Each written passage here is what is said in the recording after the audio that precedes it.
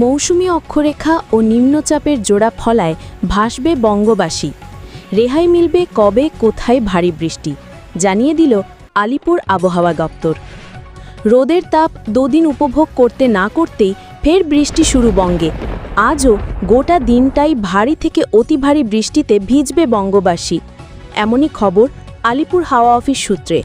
সেই সঙ্গে আগামী ১-২ ঘন্টার মধ্যে জেলার বেশ কিছু জায়গায় ঝড় হওয়ার সম্ভাবনাও রয়েছে। কলকাতা সহ আরও একাধিক জেলায় বজ্রবিদ্যুৎ সহ বৃষ্টির আগাম সতর্কতা হাওয়া অফিসের। আলিপুর আবহাওয়া অফিস সূত্রে খবর, বঙ্গোপসাগরে একটি গভীর নিম্নচাপ তৈরি হয়েছে, যা কলকাতা থেকে ৭০ কিলোমিটার উত্তর পূর্বে দিকে রয়েছে আর বর্ধমান থেকে ৫০ কিলোমিটার পূর্বে রয়েছে। আগামী ২৪ ঘন্টায় এই নিম্নচাপ আরও শক্তি বাড়িয়ে পশ্চিম এবং উত্তর পশ্চিম দিকে হয়ে গাঙ্গেয় পশ্চিমবঙ্গের ওপর দিয়ে বয়ে যাবে, যার ফলে মঙ্গলবার ভারী থেকে অতি ভারী বৃষ্টির সম্ভাবনা থাকবে রাজ্য জুড়ে।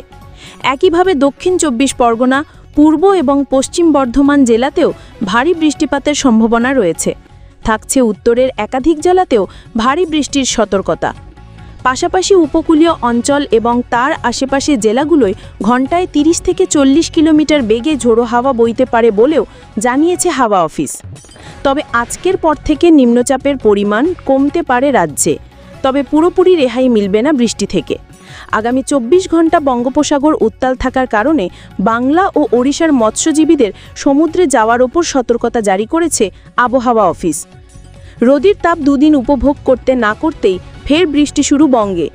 আজ মঙ্গলবার গোটা দিনটাই ভারী থেকে অতি ভারী বৃষ্টিতে ভিজবে বঙ্গবাসী, এমনই খবর আলিপুর হাওয়া অফিস সূত্রে। সেই সঙ্গে আগামী ১-২ ঘন্টার মধ্যে জেলার বেশ কিছু জায়গায় ঝড় হওয়ার সম্ভাবনাও রয়েছে। কলকাতা সহ আরও একাধিক জেলায় বজ্রবিদ্যুৎ সহ বৃষ্টির আগাম সতর্কতা হাওয়া অফিসের।